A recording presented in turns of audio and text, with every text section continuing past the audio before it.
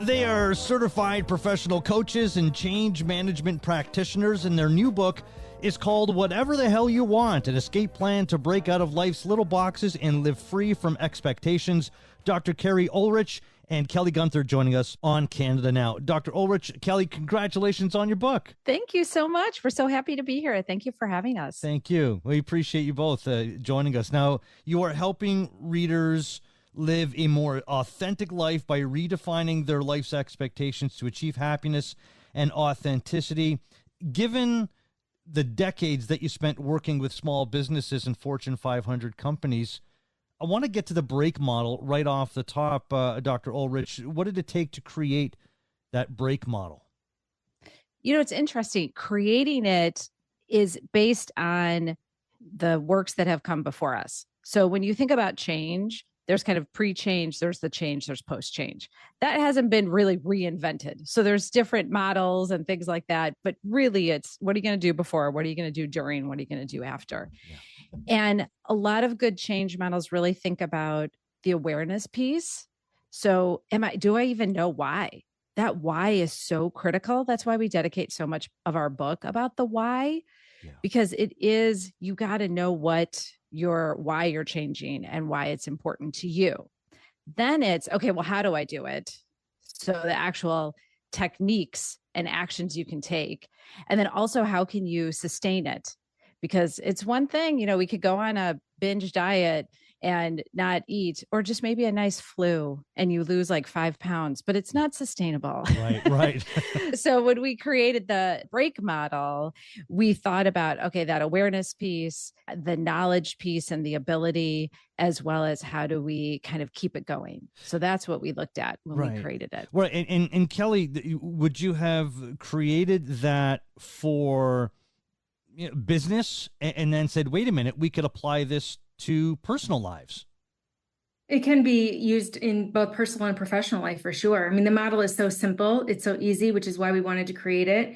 The first step is really to be brave. Be brave enough to think about what are the issues or what is the thing that's preventing you from leading your happiest, most fulfilling life. And then it's really, realizing what are the expectations that are preventing you from being able to live that fulfilling life, because there's expectations placed on us from society, employers, ourselves, parents, family, anyone. And then the model continues to demonstrate how easy it is, easy in quotes, because, it takes work on the part of an individual to really want to make a change. You can't just say, I want to change, and it happens, unfortunately. So we created a 5-step process really to make it as easy as possible for you to achieve your goal. Those expectations, Dr. Ohlrich, I wanted to get into more about that. Somebody once told me it was so freeing. It was a couple of years ago, and I was talking about what I do professionally and the things that I want to do and the things that I want to accomplish. And I consider myself a hard worker, a go-getter, and I've got high expectations for myself. Perhaps I go a little too fast at times. I'll admit that. But a friend of mine said to me, nobody puts more pressure on you than you. And I think he was saying it generally speaking, but it certainly applied to me. And once I heard somebody say that to me, it was so freeing, because I was realizing, I think I have all these bosses. I'm married with kids, so I've got a lot of bosses at home. So I was thinking, I've got all these bosses and all these people that want me to do things, but really, I just got to, I narrate in my own head the things I want, and I'm the one applying the most pressure out of anybody. Yeah. But then you have to ask yourself, where did those come from?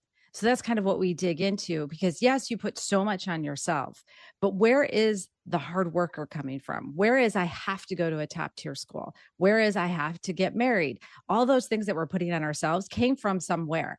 Some of those are really good. We talk about in the book, I had very strong women in my family. So there was an expectation that you work. Now I like that one for women. I get to work, and it wasn't like you have to stay home. I appreciated that one. I still live with that one. There are other things of work. Kelly and I joke a lot. We joked with you that we should start a German law firm because of our last names sound like that, Guenther and Ohlrich Esquire. But from us, for our culture, from being from German families, and this is still generations. This isn't just we came over with our parents.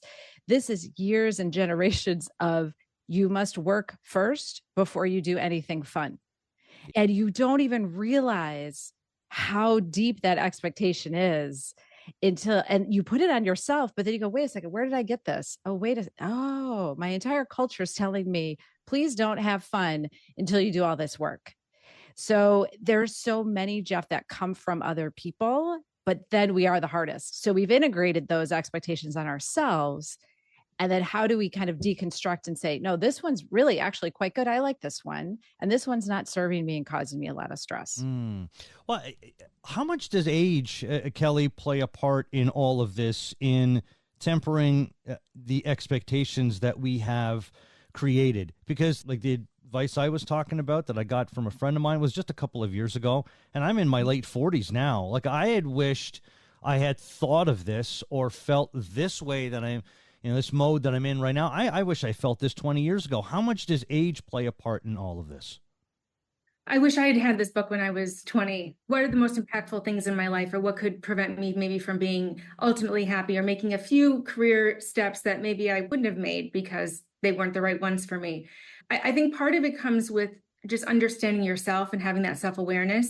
When you know yourself and you're able to have an honest conversation with yourself about what's working, what's not, what's preventing you from living your best life, what isn't, you can then get to a point where you can have a more real conversation with maybe others around you, either who are supporting you or not supporting you. So I think that part of it is maturity does help. But I think part of it also is the experiences that you have. And so if you have experiences early in your life that weren't pleasant, not fun, you didn't enjoy, and you want to make a change, you might be quicker to want to make a change than someone else who maybe it's the first time experiencing it and they're in their mid 40s. Right. Yeah, I think we have more choices than we would lead ourselves to believe. Mm-hmm. How does all of this translate to your lives? Because here you are, you've just put out this book, which I appreciate because it's helped me and it's going to help a lot of people as well. But as we mentioned in the intro, certified professional coaches, change management practitioners, you have a consulting firm. You all have a lot going on. How often, Dr. Ohlrich, will you use the word no and say, nope, I've reached my bandwidth. I can't do that today? Well, I am of our partnership. I am the one who says no. Kelly is the one who says yes. So it's a very good balance that we have. But even with feeling like I can say no, it's still tons of expectations on me. Yeah. And I still wrestle with it. And I'll say to Kelly, hey, do we have to do this right now? What is that? We put such an expectation that we must accomplish things quickly and at 100%. And that question of, does it really need to be 100? Does it need to be now? Like, these are questions that we ask ourselves. At least I know I ask myself every day. And I can't believe that my son, who gets not the best grades, but he always says, C's get degrees, Mom. And I realize that's so true. It doesn't, after a while, no one cares about your grade point average. And so there is something about this balance that he has that I kind of am inspired by at my old age you're talking about age and expectations, that I still think about, do I really need everything at an A right now? Probably not, because there's other things that are important to me. So I feel like Kelly and we talk about this a lot. And what can we say no to, and what can we say yes to, and what's really important to us? So it's an ongoing process continually. Well, another thing you have going is your podcast called The Breakout. And I've got a podcast as well. It's called Remembering. And there was about a year and a half or so where I was putting out an episode a week. I love doing it and I enjoy it, but it's another show. It's on top of what we do at SiriusXM. And I'm going through a house renovation, right now. And I was like, something's got to give. Like, I don't have that much. I got to be able to say no. It's like, well, I'm in charge of the podcast, so I'm going to say no to the podcast for a while. I'm going to bank a few episodes, and then I'm going to return. I'm going to put episodes out, and I'm doing that right now. So I had the ability to say no, but here you are. And that's what made me think of asking that last question, was because you have the podcast as well. I'm curious about the podcast, Kelly, in how much that informed your writing the book. It very much informed writing our book. We heard everyday stories from people who, just like you and me, are going through something difficult, whether it be a career shift, a life shift, a divorce, death potentially, or anything really in between. And choosing to make a choice that for them was maybe not necessarily met with open arms by family members, friends, but for them, it was the right decision. And so when you're surrounded by people and you listen to these inspiring ideas and stories every day, you want to be able to give them a platform, because a lot of people are going through a lot of things and they feel like they're alone in the process. And so we wanted people to realize they're not alone. They do have an advocate. It's our book. It's us, Keri and I. We are all in with people who are looking to make a change for the better, even if it means sacrificing a relationship, even if it means ending something that they thought was going to go the distance. So for us, the podcast has been an incredibly inspirational source. And we do cite quite a few stories right from our podcast in the book as a way to not only remember, but also to help inspire those who are wanting to make a change, but really not sure where to start. Dr. Ohlrich mentioned you all got a consulting firm. Can you tell us a bit more about that? Yeah. So Kelly and I really started in HR. So that's our bread and butter. That's what we've done on the generalist side, the specialist side, all this wonderful stuff in human resources, which is a lot of change management and coaching and career discussions and people coming to us saying, I hate my job. What can I do next? I mean, so we've kind of been doing this work for a very long time in HR. So Kelly and I worked at, like you mentioned in the beginning, bigger corporations, smaller corporations.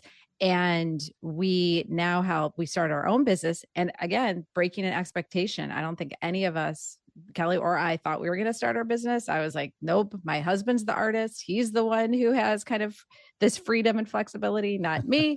And now here we are 7 years later. And so we do a lot of work within HR, helping companies kind of figure out what HR should look like for them. We do a lot we do the caliper assessment, which is a wonderful psychometric assessment that we help teams and increase self-awareness and how they work together.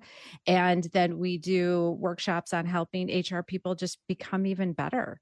So we're excited about the work that we do. I could see why. And Kelly, your consulting firm would have covered in its lifespan would have covered the time where the pandemic has come and is still around, depending on who you ask. But we are living in a new world right now. Kelly, how much has that affected your work in what you've done over the last number of years? Well, there were quite a few employers who were hearing from employees, we want to make a change to remote or hybrid working, but a lot of employers were not interested in it, thought the only best way to get work done was to be in the office, surrounded by each other and having that face time. And then the pandemic shifted everything. And companies realized, whoa, we really can operate, remotely and still achieve our goals, get our work done. Now, obviously, there are certain roles where that's not possible, and I get that. I think one of the more frequent conversations Keri and I have is the idea of remote and hybrid work, and is that here to stay? Because more and more companies, we've seen Google, we've seen, Tesla say everyone has to be back in the office 5 days a week starting January 1st. And it's not an overly popular idea for employees because they've been able to balance their life in a way that works best for them and their families and also their work. So that's one unique challenge that we found to still be talking about 4 years post-pandemic. Well, yeah. And I would think, Dr. Ohlrich, that since the pandemic has happened and people started working from home and they went, oh, I have this option. And in fact, I'm more productive by being at home. I mean, that lends itself into whatever the hell you want. I mean, if this is what you do and this is where you feel like you can be your best self, both professionally and personally, then that's going to empower you to make some choices, and some of them might be hard ones.